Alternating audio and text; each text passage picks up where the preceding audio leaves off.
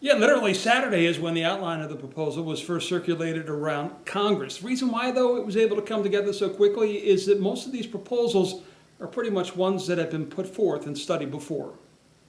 In the days after the death of George Floyd, Columbus area Congresswoman Joyce Beatty told News 5 it wasn't time to convene another panel, create a task force, or issue another white paper. You know, there's already a blueprint. We have studied this to death, and so I think we just have to go into action to show that we are willing to make a change. The change came this week in the form of the 134-page Justice in Policing Act, a sweeping set of reforms that would, among other things, ban chokeholds, create a national registry of police misconduct, and make it easier to prosecute an officer. It would also end racial profiling and no-knock warrants. In a video put together by House Democrats and the Congressional Black Caucus, 12-year-old Tamir Rice was fatally shot by a Cleveland police officer. The list of names of those so familiar who lost their lives at the hands of police in recent years are scrolled across the screen with the title, America Deserves Justice, Justice in Policing. The bill is co-sponsored in the House by all 4 Democrats in the Ohio congressional delegation, including Congresswoman Beatty. We've watched what's happened across America.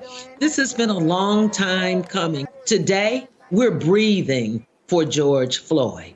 While the legislation does not deal with the growing call to defund the police, Senate co-sponsor Sherrod Brown, who is also pushing an end to Racial and Religious Profiling Act, believes there is a way to attach real strings to federal funding for law enforcement. Make clear to state and local governments, if you want this funding, you have to make sure it's going to used to protect communities you serve, not to be turned against them. The first hearing on this will be tomorrow morning at 10 a.m. in front of Judiciary. None of Ohio's Democrats sit on the Judiciary Committee, but 2 Republicans do, Steve Chabot and Jim Jordan. Jordan, of course, members, so look for him to play a vocal role. Yeah, and John, where do Ohio Republicans stand on this?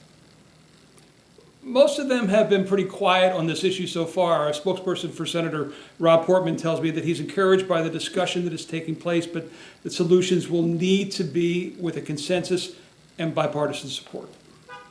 Thank you, John.